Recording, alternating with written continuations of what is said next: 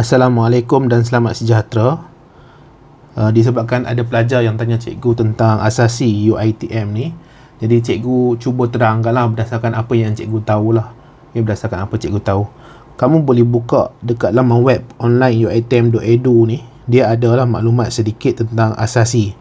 Jadi kamu nampak dekat sini kan, ada perkataan asasi. Jadi asasi ni dia ada melibatkan 3 fakulti di sini. Kita ada yang pertama Fakulti Pendidikan, Fakulti Undang-Undang dan Pusat Asasi. Ada 3 sekolah, 3 school, 3 bahagian dalam UiTM ni yang ada menawarkan program asasi. Jadi cikgu nak pergi dulu kepada Fakulti Pendidikan. Di Fakulti Pendidikan ni dia ada program TESOL. TESOL ni apa? Teaching English as a Second Language. Jadi kalau kamu berminat nak jadi guru yang mengajar bahasa Inggeris, jadi program TESOL ni adalah program yang bagus lah. Dan kamu kena tahu juga program TESOL ni, degree TESOL ni antara degree yang sangat-sangat bagus untuk cari pekerjaan. Sebab apa? Sebab kadang-kadang dia kalau dia tak nak jadi guru pun, banyak bidang lain, banyak tempat lain yang kemungkinan memerlukan kepakaran. Sebab apa? Sebab yang ni dia terutama sekali bahagian language lah, bahagian bahasa Inggeris. Jadi dia boleh duduk kerja dengan korporat ataupun syarikat-syarikat besar yang memerlukan kepakaran bahasa Inggeris. Jadi antara boleh dikatakan program yang agak panas jugalah ya untuk UiTM ni, untuk TESOL. Dan dia tak salah cikgu ada juga nanti interview, ada juga ujian yang kamu nak kena masuk ya. Dan bila kamu ambil asasi TESOL di UiTM ni, pastinya kamu akan sambung juga di Fakulti Pendidikan untuk degree TESOL. Ya, jadi di Fakulti Pendidikan, dan dia akan mengambil masa 1 tahun untuk habiskan pengajian dia. 1 tahun. 1 tahun. Okey, tahun dia ada 2 semester. Seterusnya ada Fakulti Undang-Undang. Jadi di Fakulti Undang-Undang ni dia ada 2 program asasi. Dia ada program asasi melibatkan asasi undang-undang UiTM, asasi undang-undang KPTM ataupun KPM lah. Okey, ni ada 2 program asasi iaitu undang-undang UiTM. Jadi untuk program asasi melibatkan undang-undang ni, dia selalunya sesiapa yang berminat hendak menjadi peguam lah. Okey, berminat hendak jadi peguam, mau ambil sarjana muda undang-undang. Jadi apa beza antara UiTM dengan KPTM ni? Bezanya, kalau kamu ambil asasi yang melibatkan UiTM ni, kamu hanya boleh sambung di UiTM sahaja.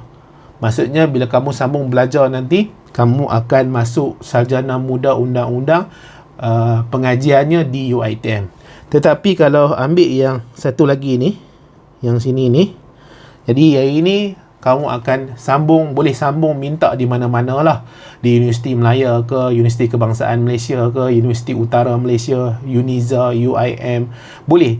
Kamu boleh apply. UiTM sendiri pun kamu boleh apply. Jadi dia terbuka lebih banyak lah tempat kamu boleh mohon. Dan Fakulti Undang-Undang di UiTM pun agak bagus je sebenarnya. Melahirkan banyak lah ahli-ahli politik, banyak peguam-peguam yang hebat-hebat lah. Okey. Jadi seterusnya kita ada pusat asasi. Jadi dalam pusat asasi ni ada 2 jenis asasi. Yang pertama adalah asasi kejuruteraan. Okay, asasi kejuruteraan. Jadi di sini juga sama juga, program dia adalah setahun. Ada 2 semester. 1 tahun 2 semester. Jadi kalau dalam maklumat yang cikgu tahu ni, kemasukan dia Jun. Okay, kemasukan Jun. Tak pastilah, kena tengok semula. Kadang-kadang zaman COVID ni dia mungkin berbeza sedikit. Jadi bila masuk dalam asasi kejuruteraan ni, kamu akan belajar selama 1 tahun. Kemudian kamu boleh sambung di sarjana muda di UiTM ataupun universiti awam yang lain dalam bidang kejuruteraan atau pengajian sains dan teknologi. Apa-apa sajalah kejuruteraan. Kejuruteraan ni banyak macam ya. Ada engineering, civil engineering, mechanical engineering, chemical engineering, biotechnology engineering. Adalah cikgu pun tak pernah pasti engineering ni bukan bidang sebenarnya. Tapi ada banyak kejuruteraan di situ. Kemudian ada yang melibatkan pengajian sains dan teknologi. Jadi mungkin kamu nak apa-apa sajalah dalam bidang yang melibatkan sains dan teknologi itu, ikut kepada kesesuaian, kamu juga boleh mohon untuk sambung buat degree ya. Asasi ni dia macam peralihan sahaja. Kamu sekejap je dekat sini supaya kamu build up balik asas kamu. Okay, build up asas balik. Kemudian di sinilah yang akan menentukan kamu punya program di waktu degree itu program apa. Yang berkemungkinan besar akan mempengaruhi kerja kamu sepanjang hayat kamu lah. Berkemungkinan besar. Jadi kita ada asasi kejuruteraan di sini, dan di bawah sekali kita ada asasi sains. Asasi sains sama juga, dia ambil masa setahun. Okay, 1 tahun 2 semester. Jadi asasi sains ni kamu boleh nanti ambil, dan kamu kalau cemerlang, ni yang diminati orang lah kan, ada program-program yang agak besar ya, yang agak panas di pasaran. Contohnya perubatan, pergigian, farmasi, di mana kamu boleh pilih program tu kalau kamu dapat buat dengan bagusnya waktu dekat asasi ni.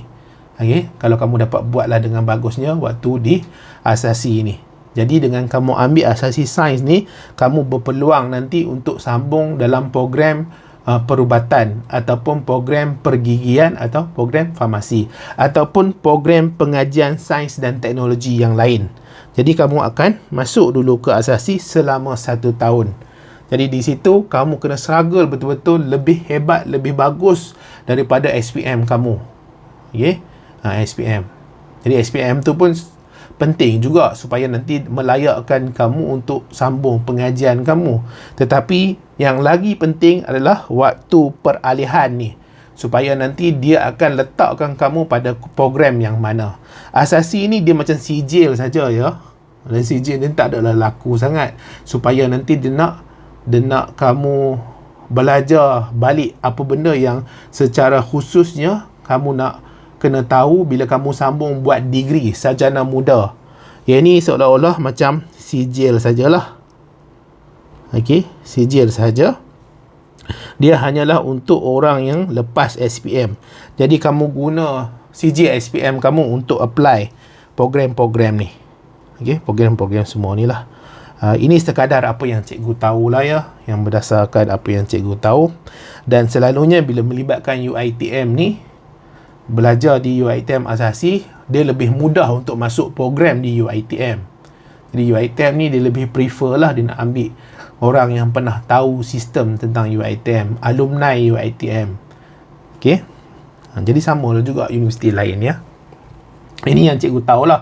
Kemungkinan kalau ada salah tu kamu boleh maklum dekat cikgu dekat ruangan komen tu.